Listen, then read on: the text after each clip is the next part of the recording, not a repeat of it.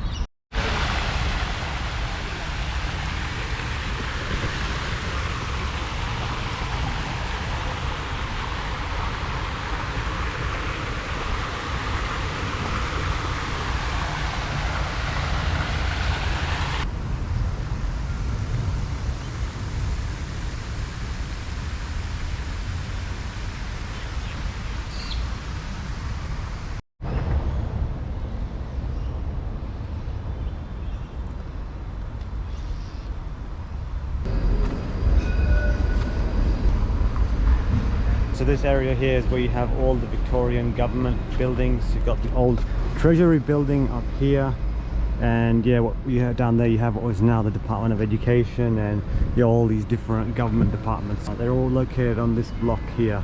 So if you walk up here, see this is the old Treasury building, and then up there somewhere is the Parliament.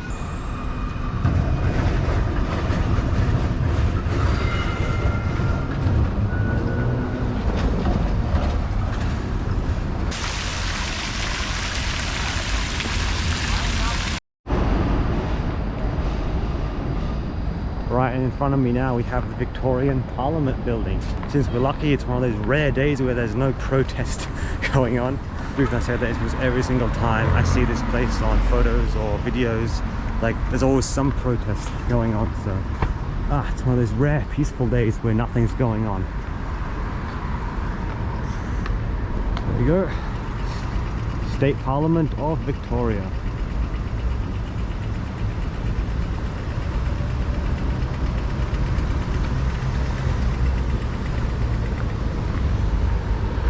Yep, some police on the other side there, of course. This big protest going about something that's always going to be in Victoria, Melbourne specifically. Don't ask me why. There's this long-standing rivalry between Sydney and Melbourne for which city is the best in Australia. I think in these debates people really miss the point. Like Melbourne and Sydney, to me as someone who's only seen Sydney for the first time recently, and now I'm only seeing Melbourne for the first time properly, I don't know, they both feel quite different. I don't think it's fair to compare Sydney and Melbourne in terms of which city is better, because each city will have some things that they do better than the others. And see, that's also why I think this whole thing about, oh, Melbourne's the most livable city, I think it's like, I'm skeptical of that, because it all depends on you. Like, it very much depends on you, your own tastes and preferences. Like, yeah, because of the natural beauty of Sydney Harbour, it's like, that's a factor that's pretty much enough to bump Sydney up a notch in my eyes. Melbourne, it's like, it's got great food, definitely better than Sydney, much better cafe, coffee culture, historical sites like museums. I would say on that front, Melbourne definitely wins. But that's less important to be compared to, say, natural beauty. Another way that I feel Sydney is better is the climate. Melbourne's climate, to me, having experienced the 4 seasons in one day phenomenon, Melbourne's climate is just way too extreme, especially in spring, summer. It varies wildly. Scorching hot days and suddenly overcast, cool. It's like, I don't know, the climate, Sydney definitely has a better climate, I think.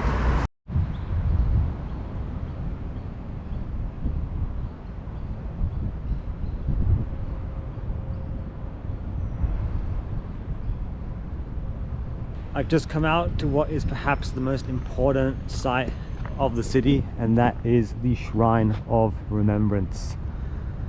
I've seen many photos, many videos of this place. Quite surreal to just be standing here, with the exception of perhaps the War Memorial in Canberra. This is probably the most important, significant war memorial in the country.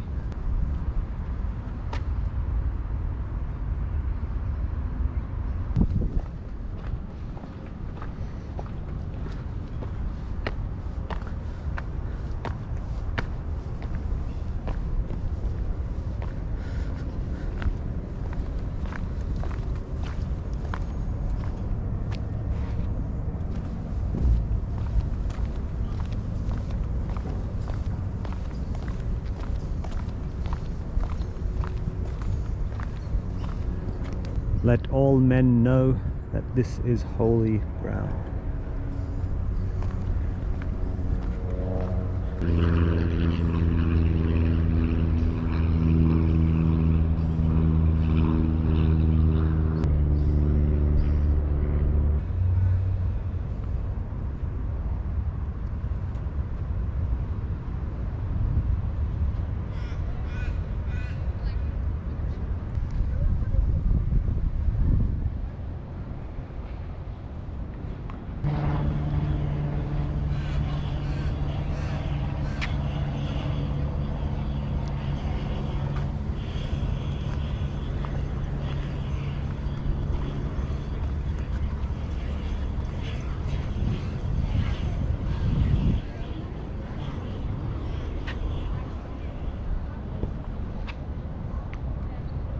Pillar dedicated to all of those who perished in World War II.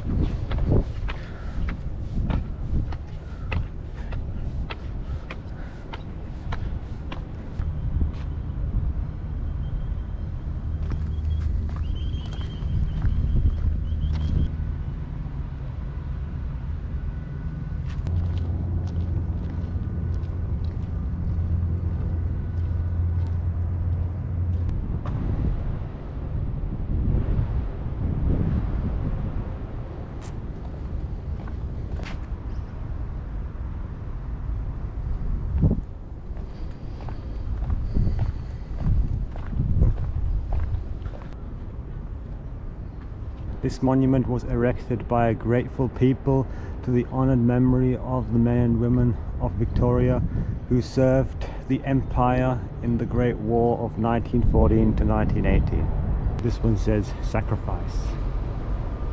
Let all men know that this is holy ground, this shrine established in the hearts of men as on the solid earth commemorates a people's fortitude and sacrifice. Ye therefore that come after give remembrance. Here we have the visitor centre that goes underneath.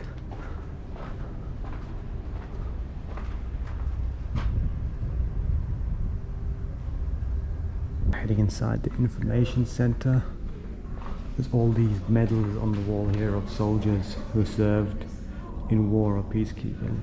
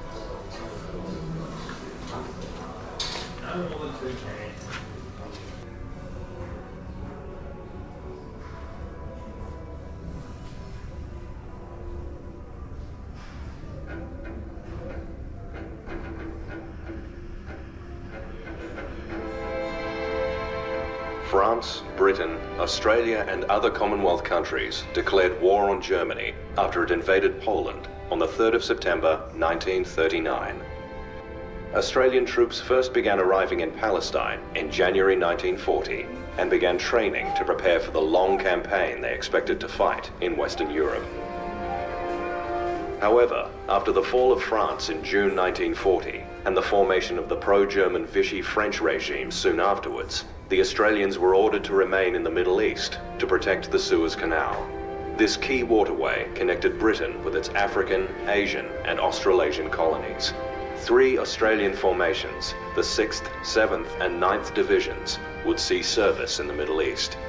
Troops of 6th Division were first to see action. Between January and February 1941, they won a succession of brilliant victories against the Italians in North Africa. But in April, 6th Division were transferred to Greece to help defend that country against an overwhelming German invasion. The 6th was badly mauled during a series of delaying actions. Fighting on the Greek mainland was followed by a valiant but ultimately unsuccessful effort to defend 3 key airfields on the island of Crete against a German airborne invasion in May. In the Greek and Crete campaigns, 1,300 Australians were killed or injured, and more than 4,000 were captured, along with thousands of British and New Zealand troops. Meanwhile, the German Africa Corps arrived in the Libyan capital of Tripoli in February 1941, marking a renewed offensive by the Axis in North Africa. A small force, including 9th Division, 1 brigade of 7th Division, plus British and Indian troops, was ordered to hold the strategically vital fortress of Tobruk. Between April and December, the garrison kept Commonwealth hopes for victory in Africa alive. Royal Navy convoys kept the garrison supplied, and many Australian vessels sailed with the so-called Tobruk ferry service. The remaining 2 brigades of 7th Division and other Australian units had been sent to seize the Vichy French colonies of Syria and Lebanon. In June and July 1941, Australian troops advanced in parallel columns along the coast and through the Bekaa Valley, where they encountered unexpectedly fierce resistance. The entry of Japan into the war in December 1941 saw the return to Australia of 7th and 6th Divisions. However, 9th Division, the heroes of Tobruk, still had one last role to play in the war against Germany and Italy. These men took up positions at El Alamein alongside other Commonwealth and Allied troops. The 3 epic battles fought there decided the fate of the war in Africa. El Alamein was to be the AIF's swan song in the war against the European Axis, and in January 1943, the men of 9th Division headed home to Australia on troop ships to face the forces of Japan. Almost an hour in there, also time walking around beforehand. So yeah, if you come to Melbourne, 100% you have to come to the Shrine of Remembrance, and yeah, definitely go in. Lots of important history to learn.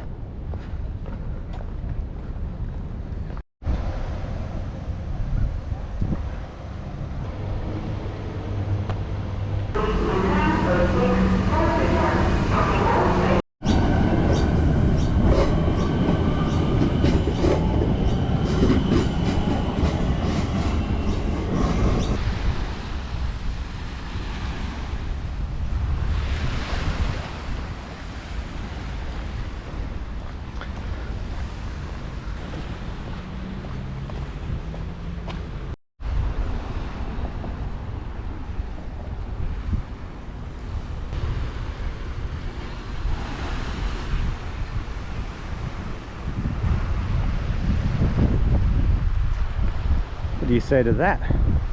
Premier views of Melbourne skyline, although again it's a bit hazy, so I don't know how well you can see that with this camera. You can see in the far distance there is where the beach boxes are, more people, and yeah, here seems to be a beautiful spot to have a nice swim.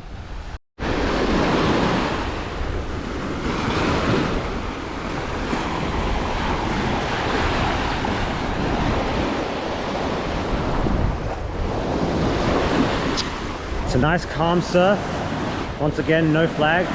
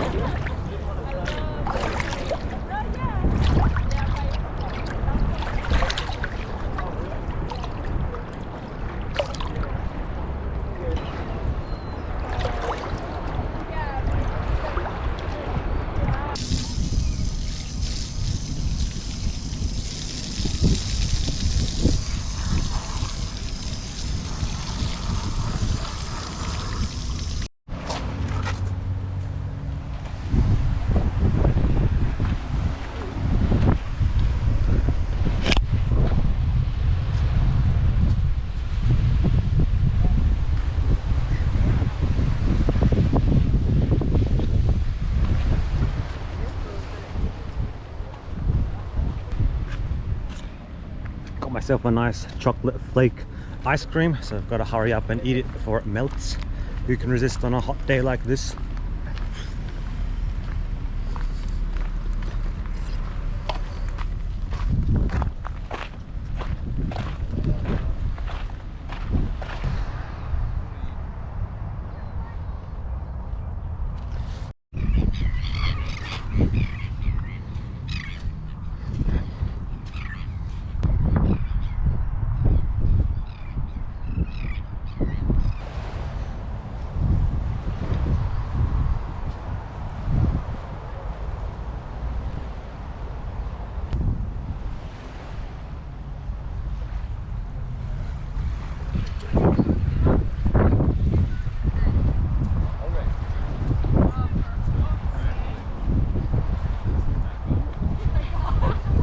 Definitely not packed, especially considering the size of Melbourne and how close we are to the city.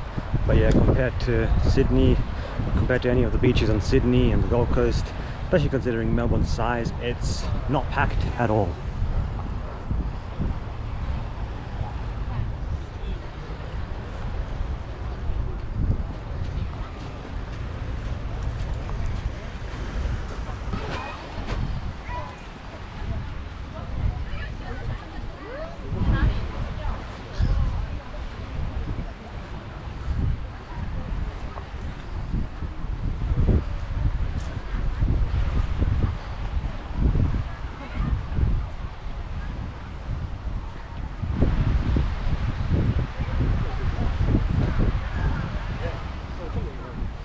The wind is certainly starting to pick up this evening, and overnight the wind is predicted to change once again.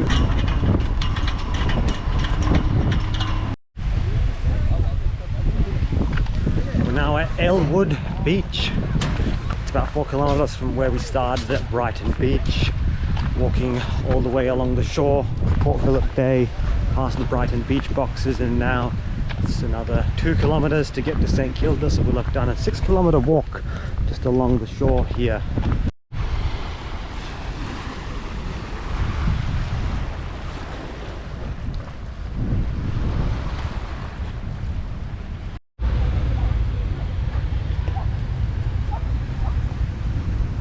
Back at St Kilda Beach, that was quite a long walk from Brighton, about 6 kilometers. And yeah, just down there by the pier yesterday is where we had a swim on Monday.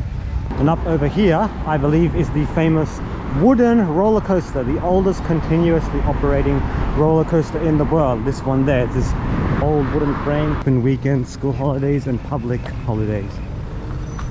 Old wooden frame roller coaster. Doesn't look very sturdy from down here, but it is in fact still operating. The oldest continuously operated roller coaster in the world. Shame it's closed, but the look of this, I would have actually liked to go in, but we'll have to leave that for another time. The next big trip within Australia will definitely be a road trip. I don't really see myself doing this kind of travel anytime soon, where I take the train or fly places and rely on public transport. I definitely, next time, definitely want to come in my own car and really like have that flexibility of, you know, drive myself places. It's great to know like how to use the public transport and all that. Like, for example, going around Melbourne itself, it's great using public transport rather than, you know, worrying about parking and all that. But really to see a big country like Australia in all its glory, you really do need a car. Like, there's nothing better than going on a road trip across Australia. You can't compare that experience with, you know, taking public transport. There's too much of this country that's, you know, rural, remote, far away from, you know, the big cities, that you just need a car to access. So yeah, Luna Park, we'll definitely have to come back, check that out sometime. At least, you know, check out this roller coaster. I mean, it's an iconic roller coaster. You've got to do it.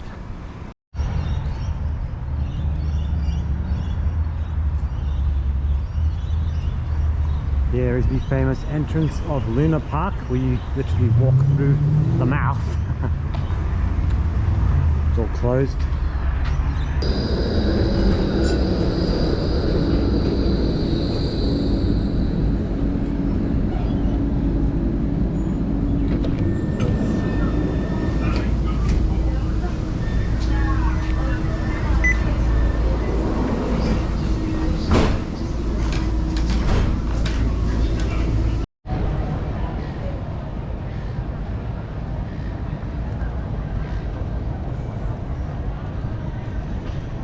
Back in central Melbourne, pretty close to the Docklands over there where we were the other day.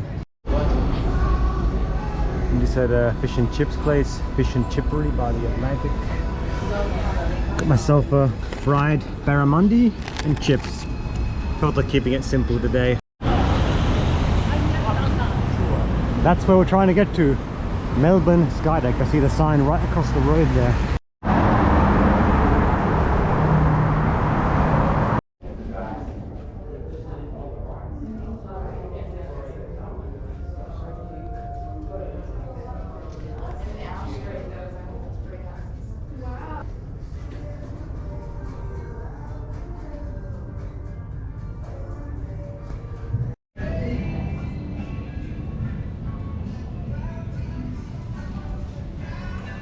Alright, we made it up, 88th floor, it's $36 entry. Wow, my legs felt like jelly going up that elevator. I'm honestly not too good with heights, but still have to come up here for this.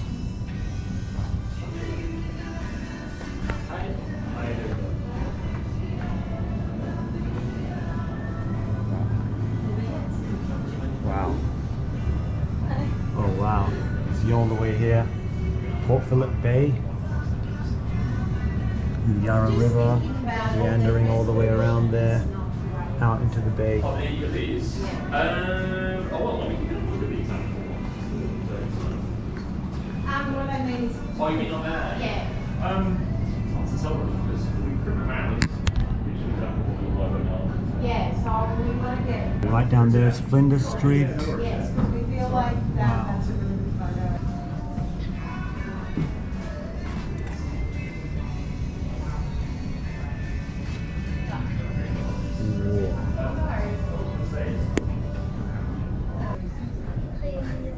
That's right, it was actually Australia that invented the 8-hour workday.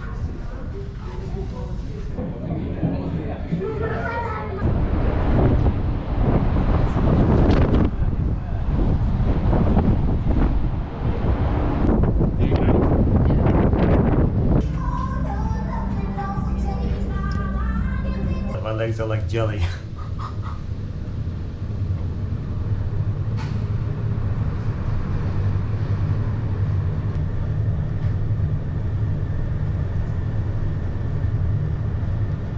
Melbourne Skydeck ticked off in the Eureka 89 building. And that's me, done and dusted. Another day in Melbourne. Overall, really good trip, thoroughly enjoying it. Yeah, another action-packed day.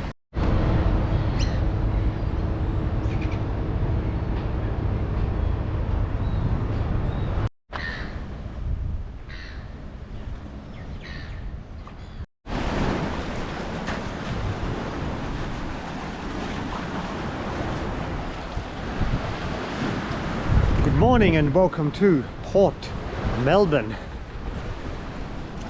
What did I say yesterday? I saw that the wind was changing directions and I said, ooh, the weather's going to completely turn overnight. And what do you know, it did. We went from sunny, hot, 35 degrees yesterday afternoon to this, down to 14 degrees this morning, getting hit by a southerly bluster, which is what it's called. Wind coming straight off the Southern Ocean all the way from Antarctica, which is a normal occurrence. It changes all the time. Port Melbourne, that's the last area within arm's reach of where I'm staying that I haven't checked out, so I just wanted to go down. It's really right at the bottom of like central Melbourne, and yeah, I just wanted to come here, look out across Port Phillip Bay. Over there is where all the cargo vessels clearly go, massive shipping containers. A bit hot, but I think overall we were lucky with the weather at the beach yesterday. I mean, it wouldn't be so fun, you know, walking around or going for a swim in this, although there would have been even less crowds, which actually I would have liked. Then I'd still go swimming in this weather. It's not as cold as other times where I've swum. So yeah, looking down all across Port Phillip Bay. Fortunately with this pier I can't get right to the edge because I'd like to be able to see right from the edge. You can see all the skyscrapers in the distance are just covered in thick clouds. If I were to go up the Melbourne Skydeck like yesterday evening, I would really not see anything. So we're pretty lucky. As for the plan for today, it's gonna be a pretty slow day. Actually meeting up with some relatives later on who live in Melbourne, extended family. Gonna be staying with them tonight. Until then, I'm just going to be wandering around, having a look at any sites that I might have missed. But really, I'm happy just to have more of a slow, relaxed day. I've had quite a few action-filled days. I mean, yesterday I sort of wanted it to be a slow day also, but after visiting the shrine, going to Brighton, I ended up doing that whole walk up to St Kilda. I tell you what though, a lot of people that I'm talking to, like, they're complaining whenever it becomes, you know, cold and overcast like this. Honestly, I'd rather take this over what we had yesterday. I mean, yes, it's beautiful when the sun is out, no doubt, but I don't know, it's like I'll take these cooler, mild temperatures anytime over scorching hot summer days. Compared to up in Queensland, the heat in Melbourne is much more of a dry heat. There's really not that much humidity, and it really does seem to often cool down a lot overnight, and you have these quick cool reprieves that come. So I mean, yeah, Melbourne gets some scorching hot days, no doubt. Compared to Queensland, you definitely do get a lot of reprieve here. In most parts of Queensland, it's just non-stop heat and humidity for months on end. So yeah, in a sense, I do really actually appreciate this. Although I'm pretty lucky where I live on the Southern Downs. Southern Downs Granite Belt is the coldest region of Queensland, so it's really not that bad as such.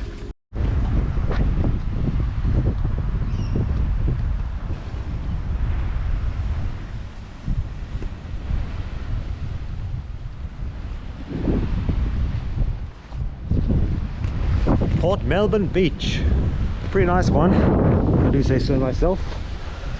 I quite like the consistency of the sand at these beaches. It's a little bit more grainy, and yeah, compared to other beaches, it doesn't really stick to your feet as much. Like the last 2 times I was at the beach, found my feet dried, and then the sand, like as I was walking, the sand pretty much just came off like easy. The other types of sand that just sticks to your feet for ages. So now we're looking straight down to the bottom of Port Phillip Bay. This way is St Kilda, Brighton Beach, then over here, rest of Port Melbourne, other side of the bay. Good morning, it's a nice cool day here in Melbourne. It's now Saturday the 8th, so almost 24 hours since I last updated you. It's still pretty gloomy and overcast today. This is the room that I stayed in last night. I'm actually staying at an uncle and auntie's place. I met up with them yesterday afternoon, and they kindly allowed me to stay the night, which I was very, very grateful for. Especially after being cooped up in that hostel, slept in a nice, comfortable bed. Wow, we're now pretty much right at the end of the Melbourne trip. It's currently 10 AM. Flight is at 4:30 in the afternoon. My uncle's going to be dropping me to the airport. Until then, I'm just having a relaxing day today, chilling around here. Yesterday, I was just really not into it at all. Like, I was just feeling quite run down, and didn't really want to do anything. And travel definitely does take its toll, that's for sure. Like, especially if you're, you know, roughing it in hostels and, you know, eating on the run. And of course, look, traveling around, walking, and like, yeah, it does take its toll. And yeah, I mean, I thoroughly have enjoyed my time in Melbourne, but yeah, yesterday it got to the point where I was like, man, I've had enough now. I want to go home.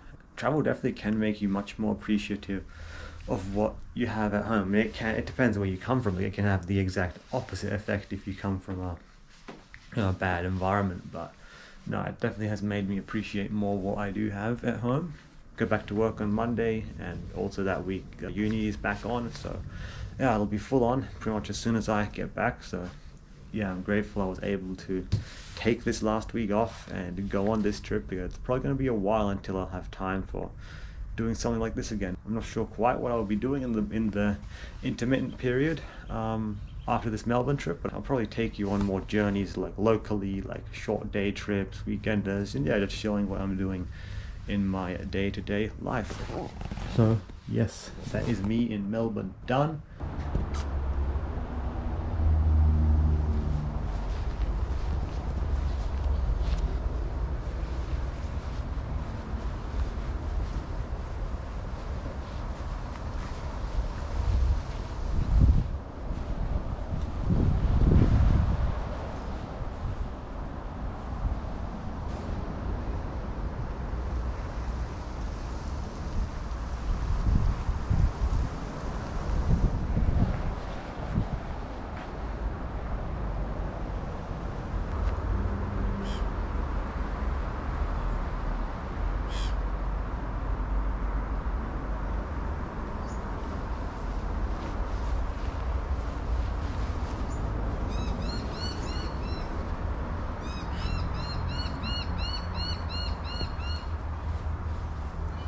Just out here exploring, spending some time in the garden.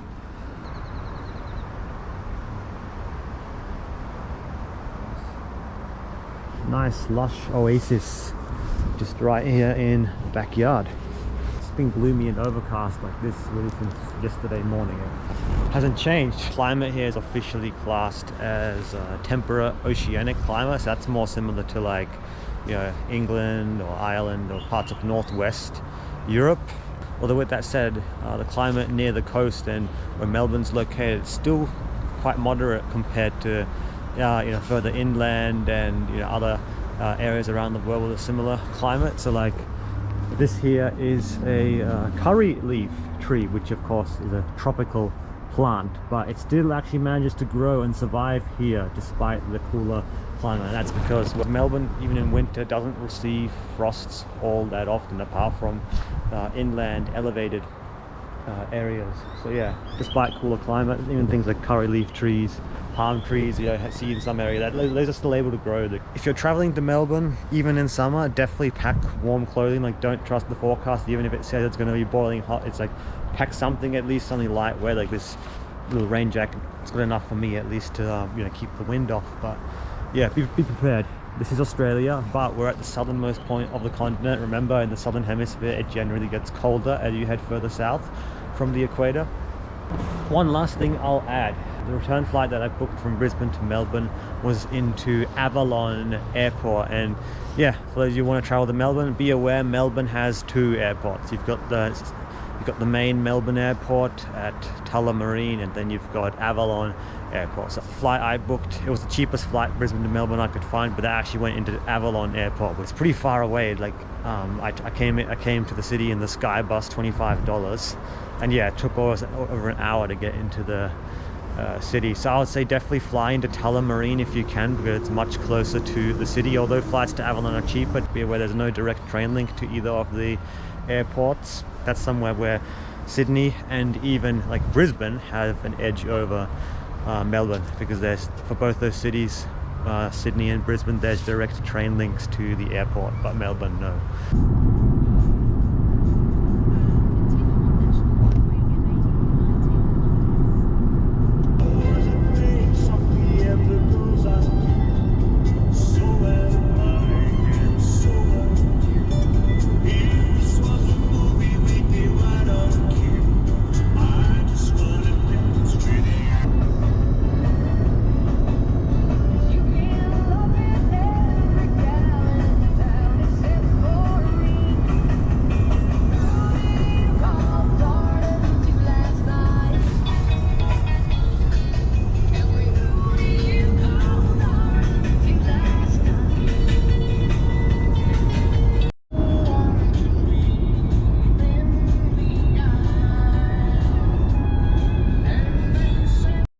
Alright, I'm back at Avalon Airport, right where we began this journey through Victoria, well, mainly Melbourne, but definitely 100% have to do a Victoria trip properly in the future when I have my own car again and can go on a full road trip throughout the state, because Melbourne's of course only one small part of it. But yeah, Avalon Airport, there we go.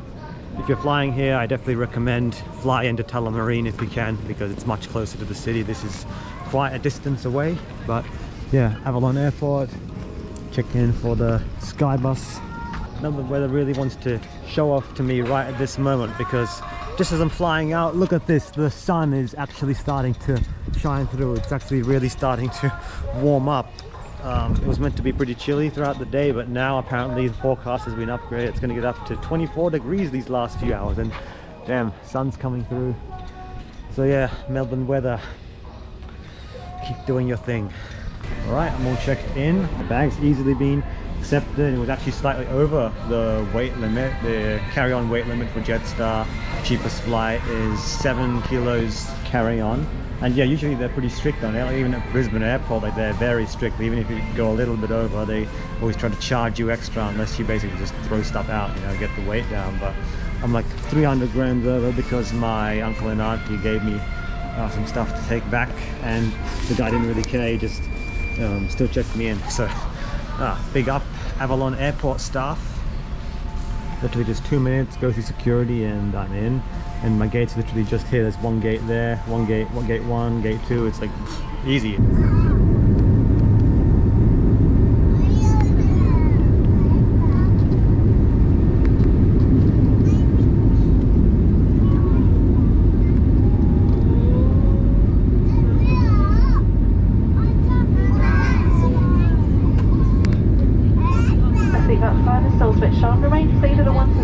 Please limit your movements around the cabin. Do not change seats when speaking to one of the crew. Toilets are located at each end of the cabin and are fitted with baby change tables and smoke detectors. And a reminder that smoking and vaping is strictly prohibited on board. Very shortly we'll be coming to the cabin with our in-flight service. You'll find a menu in your seat pocket which contains a variety of options. One of the deals available to you this afternoon is banana bread with your choice of hot drink for $8. Please aim to sit back, relax and enjoy today's flight. If the crew can be of any assistance, please don't hesitate to ask.